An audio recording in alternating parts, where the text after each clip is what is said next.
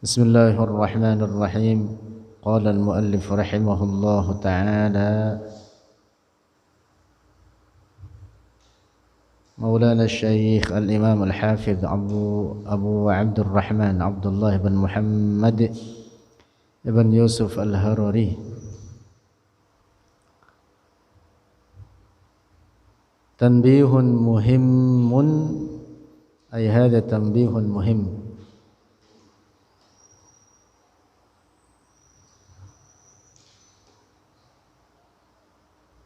Peringatan yang penting. La yu'fa, tidak dimaaf al-jahilu, akan seorang yang bodoh, mimma dzakarnahu, dari perkara apa yang telah menyebutkan oleh kami, hu akan ma, minal usuli, dari pokok-pokok akidah, wala yu'zaru, dan tidak dimaaf, fima yaqa'u, dalam apa yaqa'u, yang jatuh oleh seseorang, minhu, darinya,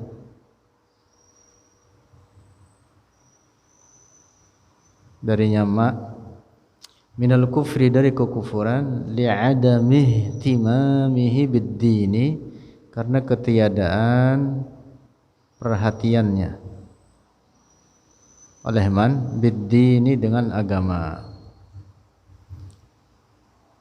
Nah, di sini disebutkan oleh Syekh, mimma dzakarna, dari apa yang telah kami sebutkan, dari pokok-pokok akidah. Ini dari depan sampai halaman ini mengandung banyak pokok-pokok akidah. Kurang lebih globalnya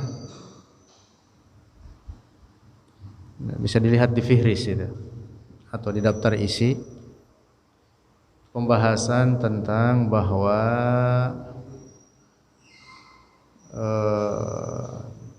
tidak ada Tuhan yang berhak disembah kecuali Allah, dan bahwa Muhammad adalah Rasulullah. Termasuk pembahasan la dina sahihun illa al-Islam, tidak ada agama yang benar kecuali Islam. Termasuk pembahasan tentang aqsamul kufr, macam-macam kufur, yaitu ada 3 macam: kufur i'tiqadi, kufur fi'li, dan kufur qawli. Nah, kemudian terkait dengan sifat-sifat Allah yang wajib baginya ijma'an, secara ijma', yaitu pembahasan 13 sifat,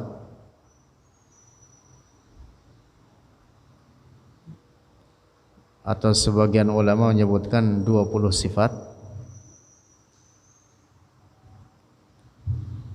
dan terutama penjelasan tentang bahwa Allah tidak menyerupai ciptaannya, bahwa Allah bukan benda, bahwa Allah Maha Suci dari segala bentuk dan ukuran, bahwa Allah ada tanpa tempat dan tanpa arah. Termasuk pembahasan yang minggu lalu terkait bahwa Allah adalah pencipta segala sesuatu, termasuk pencipta bagi manusia dan segala perbuatannya, dan bahwa Allah pencipta segala sebab dengan segala akibat-akibatnya. Oleh karena sebab-sebab itu tidak menciptakan akibat-akibat. Nah, kemarin kita membahas hadis riwayat al-Imam atau asar riwayat al-Imam al-Hakim dalam kitab Tarikh Naisabur menjelaskan bahwa sebab itu tidak menciptakan akibat. Api tidak menciptakan panas oleh dirinya, makanan tidak menciptakan sifat mengenyangkan, obat tidak menciptakan kesembuhan. Tetapi hakikat segala sebab dengan segala akibat-akibatnya adalah ciptaan Allah. Nah, itu diantara beberapa pokok usulul akidah yang dibahas sampai pada halaman ini. Nah, kemudian di sini Syekh mengatakan la yu'fa al-jahilu mimma dzakarna minal usul. Jadi orang yang tidak mengetahui perkara-perkara itu yang pokok itu tadi, dia tidak dimaaf dengan kebodohannya. Tidak dimaaf dengan kebodohannya. Artinya umpama seseorang karena kebodohannya lantas dia mengatakan bahwa manusia menciptakan perbuatannya sendiri sehingga perbuatan manusia bukan ciptaan Allah, ini orang dihukumi kafir. Walaupun ini orang apa? Tidak mengetahui ilmu tersebut. Walaupun ini orang bodoh, la yu'dzar, tidak dimaaf, la yu'fa anhu al-jahil. Jadi menyangkut masalah pokok-pokok akidah semacam ini tidak dimaaf. Orang walaupun bodoh atau karena ketidaktahuannya lantas dia mengatakan bahwa Allah, dan ia yakini bahwa Allah memiliki bentuk, ukuran, memiliki anggota-anggota badan, bahwa Allah memiliki tempat, memiliki arah. Ini orang dihukumi kafir, bukan orang muslim. Nah, ini pengertian la yu'za, la yu'fa al-jahilu. Kata Syekh disebutkan mimma dzakarna minal usul. Tidak dimaaf kebodohan orang yang tidak tahu dalam masalah usulul i'tiqad. Tidak dimaaf dengan hanya mengatakan bahwa setelah Nabi Muhammad ada nabi, ini orang dihukumi kafir. Dengan hanya mengatakan bahwa misalkan kehendak Allah berubah-ubah, kehendak Allah berganti, kehendak Allah baharu, dapat berubah dari satu ketetapan terhadap ketetapan yang lain, ini orang dihukumi kafir. Dengan berkeyakinan misalkan bahwa Allah tidak mengetahui rincian suatu perkara, misalkan terkait apa yang terlintas dalam fikiran manusia, diyakini oleh seseorang bahwa Allah tidak mengetahui itu, maka ini orang dihukumi kafir. Ini orang dihukumi kafir. Nah, inilah pengertian bahwa pokok-pokok akidah itu orang yang tidak tahu dalam masalah tersebut lantas dia menyalahinya karena kebodohannya dan apalagi mengingkarinya atau mendustakannya, makanya orang dapat jatuh dalam kekufuran. Walau kana al-jahlu yusqitul mu'akhadzata, seandainya kebodohan itu menggugurkan akan siksaan,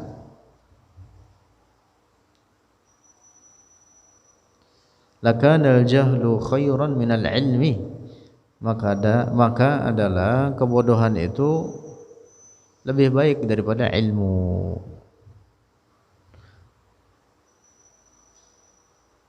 Wa hadza khilafu qoulihi ta'ala, dan ini menyalahi firman Allah Ta'ala, qul hal yastawil ladzina ya'lamun, katakan oleh wahai Muhammad, hal, adakah yastawi sama alladzina ya'lamun, mereka orang-orang yang berilmu, walladzina la ya'lamun, dengan mereka orang-orang yang tidak berilmu, artinya tidak sama.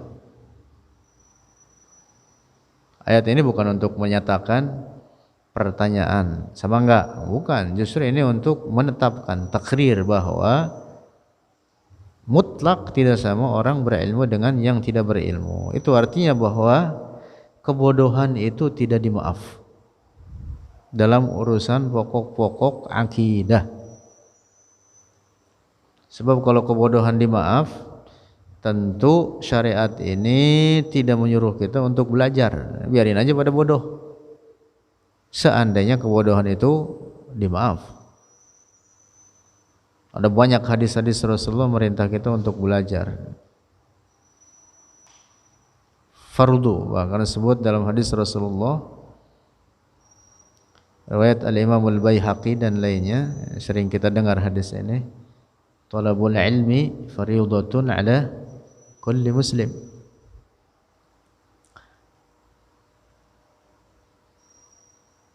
Jadi yang dimaksud adalah yang pokok, yang wajib dalam hal ini, yang pokok ilmu dalam urusan agama ini, yang setiap muslim mukallaf wajib mempelajarinya. Maka siapa orang yang bodoh di dalamnya atau tidak mengetahui perkara-perkara pokok tersebut, laisa ma'zuran, tidak dimaaf. Tidak dimaaf kebodohannya itu.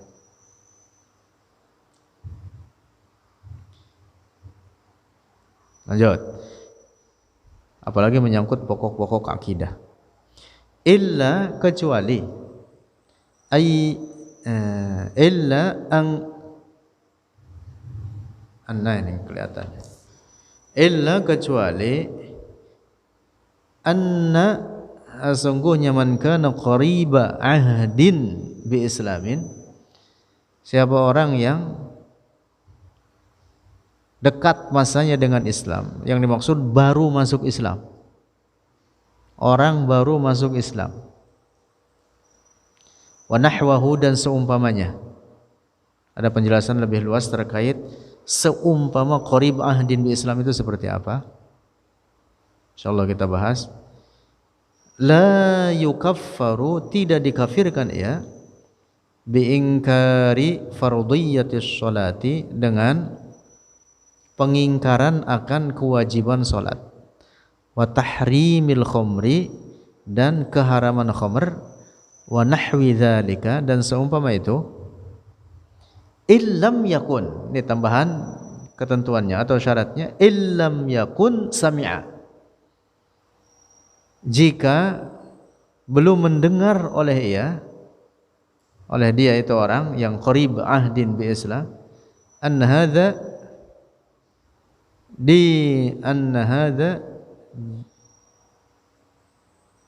dinul Islam, bahwa ini adalah agama Islam.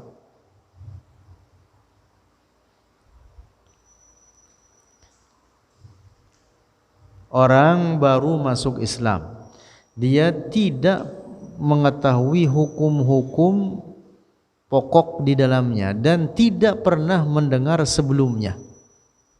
Catatannya itu, baru masuk Islam dan tidak pernah mendengar, tidak pernah tahu sebelumnya, misalkan bahwa khamr itu haram. Lantas dia masuk Islam, kemudian dia mengatakan khamr boleh. Ini orang tidak dikafirkan.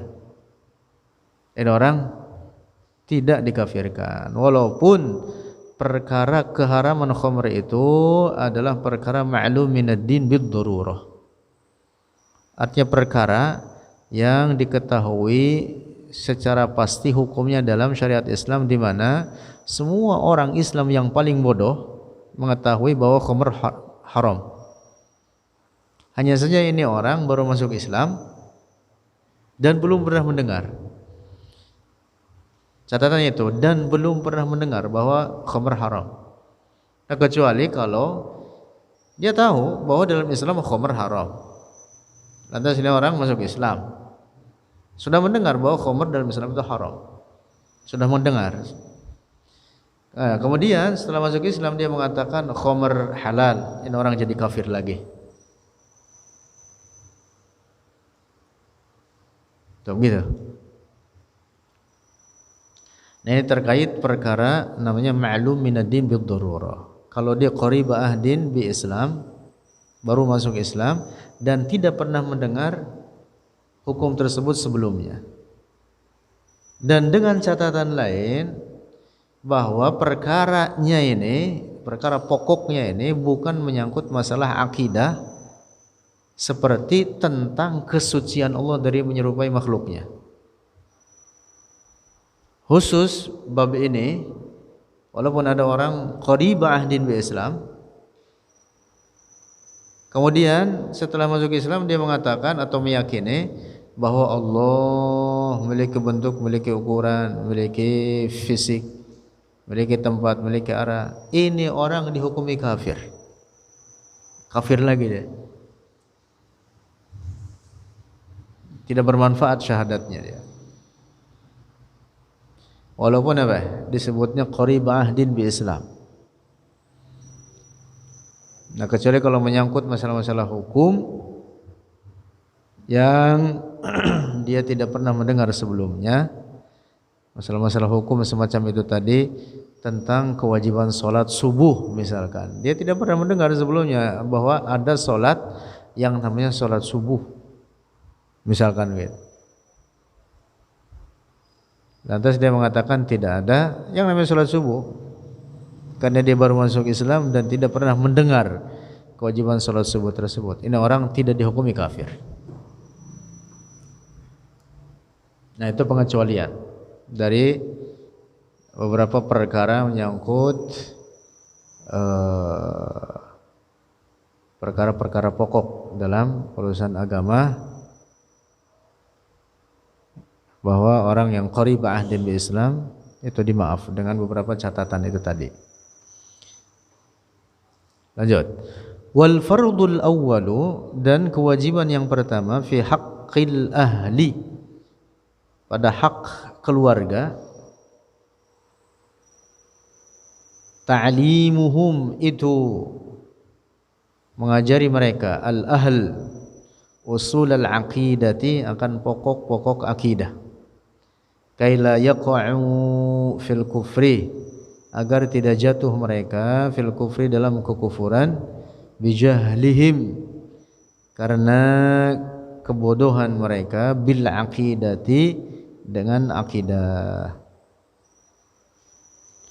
Fa in i'taqadu, maka apabila meyakini oleh mereka, al-ahl, keluarga atau anggota keluarga, annallaha, sungguhnya Allah, jismun, itu jisim, itu benda, nuraniyun, yang bersinar atau sebangsa sinar, bercahaya, abyadha, yang putih,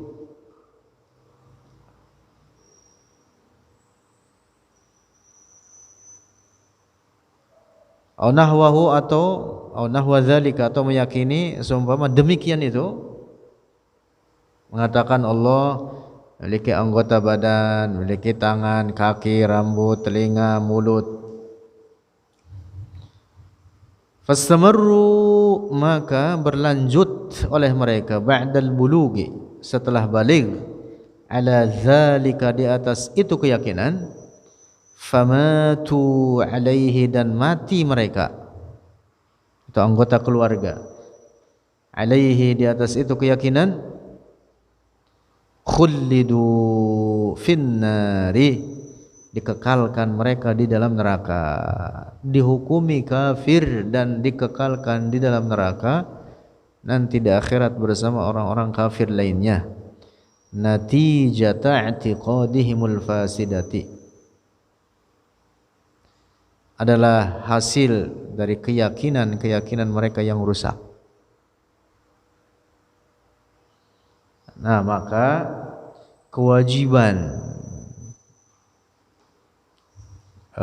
kepala keluarga atas anggota keluarganya adalah ini dia, mengajari mereka, mengajarkan terhadap mereka akan usulul i'tiqad, pokok-pokok akidah terkait sifat 20, diajarkan kepada mereka dan difahamkan dengan benar makna-maknanya terhadap mereka, terkait dengan kewajiban syara' yang pokok, misalkan salat 5 waktu atau perkara-perkara yang diharamkan dalam syara', itu wajib diajarkan. Wajib diajarkan.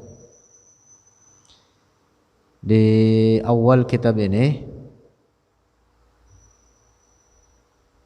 sudah dibahas terkait itu, termasuk di antaranya firman Allah pada judul Al-Wiqayatu Minan Nar. Nanti dibuka lagi tuh bagian depan ada judul itu, Al-Wiqayatu Minan Nar, artinya menghindarkan diri atau menyelamatkan diri dari api neraka. Dikutip di dalamnya firman Allah, ya ayyuhalladzina amanu qu anfusakum wa ahlikum nara.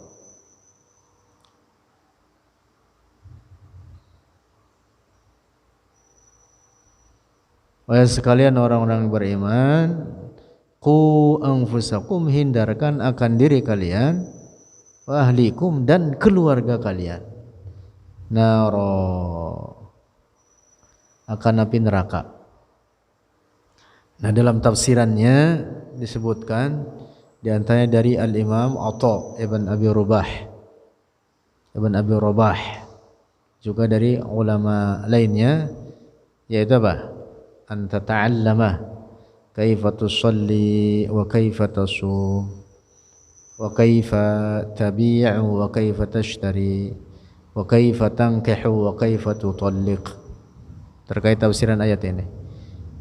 Jadi yang dimaksud kita menghindarkan diri kita dari api neraka dan keluarga kita dari api neraka, yaitu apa? Belajar kaifa tusalli wa kaifa tasum. Itu menyangkut pokok-pokok ajaran Islam daripada praktek ibadah. Salat dan saum atau puasa bagian daripada praktek ibadah. Wa kaifa tabi'u wa kaifa tashtari, dan bagaimana engkau berjual beli. Itu maksudnya apa? Praktek muamalah juga wajib kita pelajari itu. Karena itu kerjaan kita, keseharian kita ya. Benar enggak nih praktek jual beli model seperti ini misalkan ya. Karena banyak model transaksi yang dibuat oleh kita itu, macam-macam transaksi, apalagi zaman sekarang gitu. Banyak sekali model-model transaksi. Nah, sebelum kita berbuat apapun, kita harus paham ilmunya sesuai tuntunan syariat. Wa kaifa tankihu wa kaifa tutalliq, dan bagaimana engkau menikah dan bagaimana engkau menceraikan istri. Itu terkait dengan bab munakahat. Itu juga harus dipelajari. Orang mau kawin harus tahu bab kawin. Fardu ain itu ma'a wujudis sabab. Fardu ain mempelajarinya karena ada sebabnya. Ya kalau belum mau kawin belum wajib. Oke itu. Tapi kalau mau kawin wajib.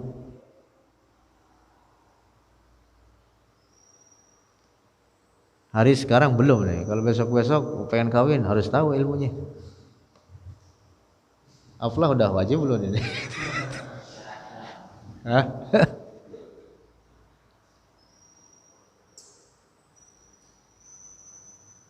Nah itu dia. Jadi menghindarkan diri dan keluarga dari api neraka itu, yaitu dia mempelajari ilmu pokok-pokok agama. Nah, terutama menyangkut akidah. Akidah itu sangat fatal. Jadi kerusakan di dalamnya itu dapat menjatuhkan seorang dalam kekufuran. Dan kebodohan di dalamnya tiada dimaaf. Mengapa Allah mengutus para nabi? Ya karena kebodohan tidak dimaaf. Ya kalau kebodohan dimaaf ya biarin aja orang pada bodoh. Mengapa para ulama sampai membukukan ajaran-ajaran Rasulullah, dijaga ajaran Rasulullah ini sampai turun temurun antar generasi, oleh karena kebodohan gak dimaaf. Ya kalau kebodohan dimaaf didiamin aja udah orang daripada bodoh. Kalau dikata kebodohan itu dapat menyelamatkan.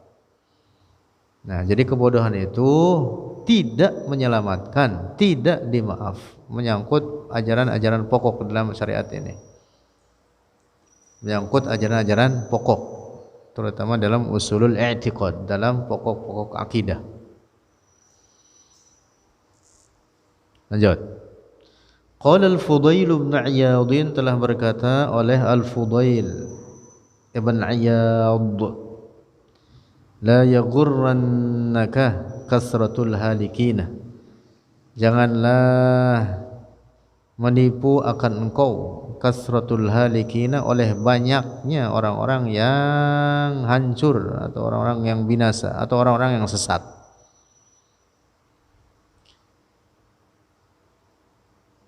Jangan terpedaya, nah gitu, dengan banyaknya orang-orang bodoh, tidak mementingkan ilmu-ilmu agama, tidak mementingkan pokok-pokok akidah. Keadaan kita persis sekarang kayak gitu itu. Orang tua lebih mentoleransi anaknya megang HP daripada suruh belajar ngaji. Ya ngaji 1 jam udah dianggap selesai sama orang tuanya, udah ngaji. Bagian HP 5 jam, 7 jam, orang tuanya masih didiamin juga. Iya, maunya itu terubah ya. Ngaji 7 jam, main HP sejam. Dibalik gitu. Namanya dibalik gitu ya. Yang jadi masalah itu bukan anaknya, orang tuanya masalah. Begitu juga.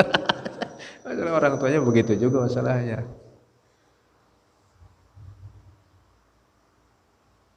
Nah, sekarang itu kebanyakan seperti itu. Nah, kita jangan ditipu oleh keadaan seperti itu. Itu yang dimaksud dengan perkataan Al-Fudail ibn Iyad, la yaghurrannaka kasratul halikin. Fahal hadzal jahlu fil aqidati, maka apakah ini kebodohan dalam akidah, huwa natijatu mahabbatil ahli li abnaihim, apakah dia kebodohan pada anggota keluarga itu, pada anak-anak itu sebagai hasil daripada atau bukti daripada kecintaan orang tua terhadap anak-anaknya? Itu justru sebaliknya itu. Anak ditoleransi sehingga lebih banyak main HP, main apapun daripada mempelajari ilmu agama dengan alasan bahwa orang tua sayang kepada anaknya. Itu justru bukan sayang gitu. Itu justru njerumusin anak. Iya begitu. Masya Allah, zaman kita banyak bala, banyak ujian.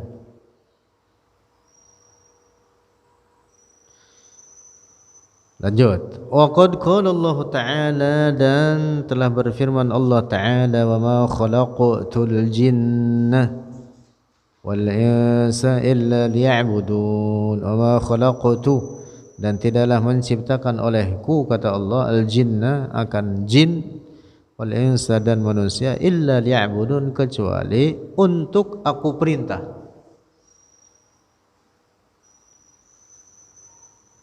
Kecuali untuk aku perintah akan mereka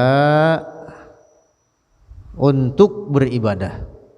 Ay li'amuruhum bi'ibadati. Wajafid, artinya untuk aku perintah akan mereka supaya beribadah kepadaku. Wajah fi tafsiril ayati, dan datang dalam tafsir ayat, riwayat menyebutkan wa ma, artinya wa ma khalaqallahu al-jinna, dan tidaklah menciptakan oleh Allah al-jinna, akan bangsa manusia, akan bangsa jin, wal insa, dan bangsa manusia, illa liya'muruhum, kecuali untuk merintah oleh Allah, hum, akan mereka, al-insa wal jin, bi'ibadatihi, dengan ibadah kepada Allah. Itu dia tujuannya. Tujuan penciptaan manusia itu Allah merintah kita untuk beribadah kepadanya. Untuk beribadah kepadanya. Nah, penyebutan dalam ayat ini al-jin wal ins, wa ma khalaqtul jinna wal insa, memberikan apa namanya, penjelasan nyata, sharih, bahwa jin itu mukallaf. Bahwa jin itu apa? Mukallaf, sama seperti manusia mukallaf, memiliki beban syariat sebagaimana pada bangsa manusia. Mereka yang kafir diperintah untuk masuk Islam, dan mereka yang di dalam agama Islam diperintah untuk taat kepada Allah, mengerjakan ajaran-ajarannya, syariat-syariatnya, mengerjakan hukum-hukum daripada agama ini. Demikian pula persis pada bangsa jin. Pada manusia ada dua kelompok manusia itu, ada yang mukmin dan ada yang kafir. Nah, demikian pula pada bangsa jin, ada yang mukmin dan ada yang kafir. Jadi ayat ini jelas memberikan pemahaman sharih bahwa jin itu apa? Mukallaf. Nah, jadi ayat ini memberikan pemahaman bagi kita bahwa tujuan penciptaan manusia dan jin oleh Allah adalah supaya mereka beribadah kepada Allah. Untuk diperintahkan oleh Allah terhadap mereka supaya beribadah kepada Allah.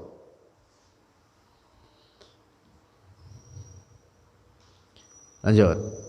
Wa ba'da an ja'ana al-huda, dan setelah datang akan kita al-huda, oleh petunjuk, wa huwa, dan dia petunjuk, ar-rasulu, itu Rasulullah sallallahu alaihi wasallam. Rasul itu nabiyul huda, nabi pembawa petunjuk. Wa qamat alaina al-hujjatu, dan telah tetap alaina, atas kita, al-hujjatu, oleh hujjah, dalil, bihi, dengannya Rasulullah, fala uzra lana, maka tidak ada uzur bagi kita. Maksudnya telah tetap hujjah atas kita, itu artinya kita tidak punya alasan lagi sudah. Karena sudah apa? Diutus Rasulullah kepada kita, datang membawa petunjuk. Orang bikin alasan itu kan karena apa? Ya, karena ada alasan dibikin sama dia, alasannya ini. Nah, sekarang kalau nggak ada alasan mau dibikin, kagak bisa. Qala Allah Ta'ala, berfirman Allah Ta'ala, wa ma kunna mu'adzibina hatta nab'atsa rasula, wa ma kunna, dan tidaklah kami mu'adzibina, menyiksa oleh kami, kata Allah, hatta nab'atsa rasula, sehingga mengutus oleh kami akan seorang rasul. Artinya kalau sudah diutus seorang rasul, maka berarti tidak ada alasan lagi bagi mereka. Inilah pengertian qamatil hujjah. Telah tetap adanya hujjah atas mereka. Tidak lagi dapat mereka membuat alasan. Nah, sebaliknya kalau tidak ada rasul yang diutus, tidak ada rasul yang diutus, yang disebut dengan zaman fatrah, disebut dengan zaman fatrah. Tidak ada kenabian atau seorang nabi yang diutus di masanya, di masa atau di zaman tersebut, Allah tidak menyiksa mereka. Nah, ini pengertian wa ma kunna mu'adzibina hatta nab'atsa rasula.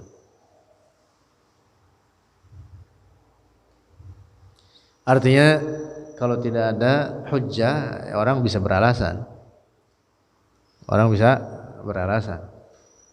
Tapi kalau sudah ada hujjah, maka tidak ada alasan. Nah, ini pengingat, ini tanbihun muhim pada pasal ini, mengingatkan bahwa apa yang dari depan ini kitab sampai sini ini menyangkut pokok-pokok akidah. Terkait misalkan taqsimul kufur, bahwa kufur ada kufur i'tiqadi. Ini contohnya banyak. Kufur fi'li juga contohnya banyak. Apalagi kufur qawli contohnya banyak. Orang yang jatuh dalam salah satu dari kufur tersebut, maka dia dihukumi kafir. Orang jatuh dalam kufur qawli, misalkan mencaci maki Allah, ini orang dihukumi kafir. Walaupun ini orang tidak tahu hukumnya bahwa itu menjatuhkan dalam kekufuran, ini orang tetap dihukumi kafir. Atau bahkan umpama orang mengatakan saya hanya bercanda saja, ini orang pun juga tetap dihukumi kafir.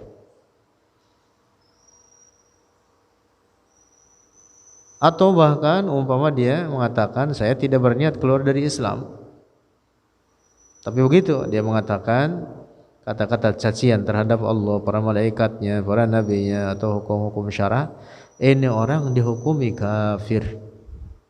Walaupun dia mengatakan saya tidak berniat keluar dari Islam.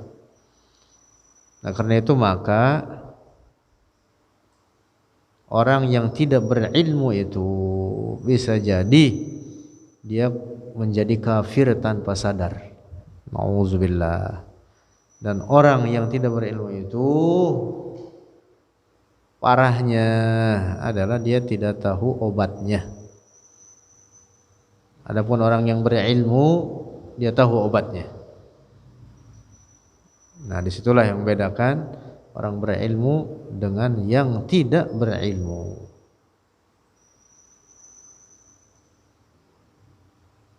Wallahu a'lam bishawab.